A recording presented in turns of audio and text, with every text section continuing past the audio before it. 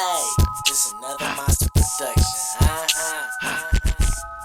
Hi everybody, it's Malachi Segers, and I'm here with some very talented youth from the RYSE Center in Richmond. They made a music video entitled Street Literature in response to the Trayvon Martin case. Blacked out profile, verdict comes in and they go wild. Crowd full of people like a concert. Only one hit, but the shot hurt. Rhyme for beliefs and a piece of the pie. Can't believe my eyes. Please don't cry, cause we standing on the edge and my brother's trying to jump. No reason for the process. We just looking at the nonsense. Anger in my eyes, even though I got a conscience. Things I'm seeing got me feeling like a mosh pit. Silence, everything I'm not with alignment. Sign it. Why don't you guys introduce yourselves? Alright, my name is Manuel Floriano, also known as Chito Floriano, and my part in the video was director of photography and also editing the piece together. My name is Mickey Henderson, and my part in the video was director and camera person. My name is David Alcaraz, aka Young D. My part in the video was the third verse after the hook. My name is Dante Clark, artistically known as Don Black, and I played I was a featured artist on the project. My name is William Hartfield, and I'm professionally known as Peeps, and I played as an artist in the song as well. So tell me how this video came to be. Like, what was the process like? Well, the video came to be after the Trayvon Martin case and the Zimmerman verdict when they found him not guilty. It came from a dream that turned into an idea that became reality. Just kind of like woke up one day and said I want to do a music video.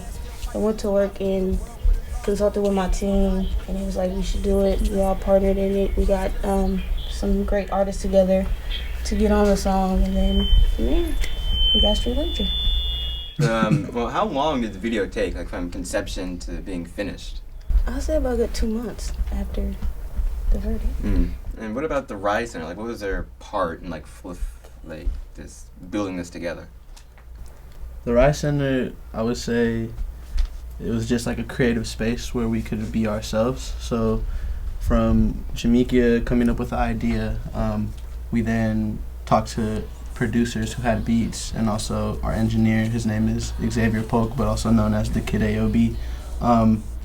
We all just sat in the studio, and it was a space where we could be ourselves, and we were all on the same page. And in the RYSE, with the RYSE's equipment and everything, it was able to happen. So when you heard about the Trayvon Martin verdict, like, what kind of inspired you to do something like this constructively instead of taking out your anger?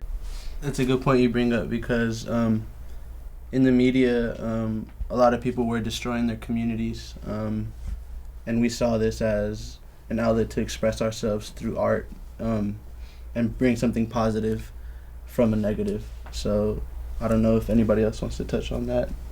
Me personally, I was hot.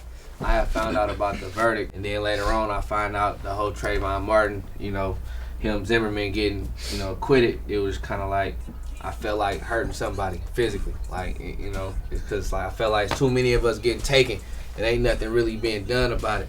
But so when Jamaica and everybody approached us with the project, it's like I'm a writer, so I'm a passionate speaker. So I just use that as an opportunity. How could I do something constructive with this anger? You know what I mean? So when they said it, it was a go. Wrote my verse passionately, and I'm glad I did it. Does making music make it easier for you to deal with seeing racism in the news and in your own life? I wouldn't say it makes it easier, but I feel like it does call it out. You know what I mean? Because everybody's gonna take it in their own way, but it does give you an avenue to express yourself on how you do feel about it. It may be somewhat therapeutic, but also I feel like it's more of a way of opening the eyes of people who either choose to ignore it or don't even see it. Is there anything else that you guys want to speak on? Any other details in the making of the video? I feel like I was glad to see the purpose of the video come through, of what the fact that just the significance in people coming together and actually creating something with a certain intention of not saying you know, it'd be boastful and you talking about yourself or what you hear in mass media nowadays, but to be actually directed towards something that somebody can actually touch, that is actually relevant to people around you, then like that's more powerful to me than somebody making a hit single on a radio station or something. So to experience that meant a lot to me. Yeah. Okay. Yeah. You actually mentioned earlier that Trayvon Martin's attorney retweeted the video. Yeah, he retweeted the video. I saw it up on Instagram. Jamaica had reposted it, and I was just like, what? Like, you know what I mean? Like, it's love at the same time, you know, people recognizing it. You know what I'm saying? When your intentions are true, it shows. And that just further confirmed, there was more confirmation that, yeah, we did the right thing. You know what I'm saying? Like, our minds was in the right place, and that the right people heard what we was trying to say. You know what I mean? And I think it's also important to note the fact that this was a project led by people that's from the Richmond community. There's many more artists to come from Richmond or the RYSE Center, and there's many more topics to touch on. So this is just showing that we could talk about stuff that's really, like he said, that's relevant to what's going on outside of what pair of shoes you got on.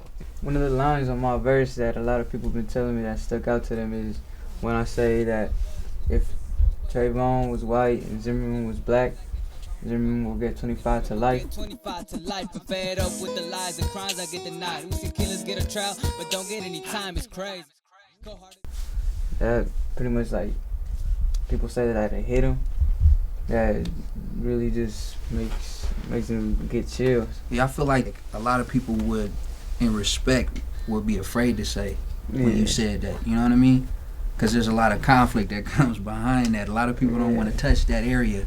Well, that's the whole point of the video. Exactly. To just speak out on what's happening and what people are afraid to say. Just put stuff into the light. Have any other favorite lines that you guys had in the song? Only one hit, but the shot hurt. You know what I mean? That was P's line. Like when he was writing his verse, he was just like, tell me what you sound. Blacked out profile. Verdict comes in and they go wild. Crowd full of people like a concert. Only one hit, but the shot hurt. Rhyme for beliefs. And I took that because, like, he's saying that Trayvon was the one that was shot. Oscar Grant was the one that was shot, but we was all affected by that. We all hurting behind that. So we got to ride the same way. It didn't happen to you, but it affected us. That could have been you, and that was the whole point of the video. That could have been you, and we affected by that. You know what I mean? So that's what stood out to me. You feel me? Yeah. Also, going back on what Blood was saying, as far as like when he was just like, my flesh, my blood on Fruitvale Station. You know what I mean? Like, we family. Even regardless of, you know what I'm saying, whether we not particularly technically blood, we family, cuz, you know what I'm saying? And it's like, you lost a brother, you lost a sister, you know what I'm saying? No matter the color, no matter the gender, we all family, and that's what it really boils down to. I guess what's next, you know, after this video? There's another song and music video coming out by the same artist, except in this song we're including another young artist named Chris Hall from our youth center. Guys, anything individually going on right now? Anything after the video, like plans? Well, my brother right here, you know, you know what I'm saying? We collaborate with the RYSE Center, you know what I'm saying? We actually are part of Raw Talent. You know what I'm saying? That's Richmond Artists with Talent. It's a spoken word youth organization. And this young playwright genius right here, you know what I'm saying? He done had a play out called Tay's Harmony, which was the bomb. And then we got a next one coming out, Poor Boy's Kitchen, which is going to be showing in, February 28th, March 1st? Yeah. You feel me? We just touching it up. You feel me? Getting it right. You know what I'm saying? So that's what we doing on the side. With the music projects. So it's a spoken word theater piece. We also do our own individual work as artists. Got a music project he working on his music thing. And Young D, I believe he got some hot tracks that y'all gonna be blessed with in the future. Ain't that right, young player? Of course. You see what I'm saying? Young Cheeto be rocking with the HBK squad. So you know he got his big things going. He a superstar already. So Yeah. What you got going Cheeto on? the superstar.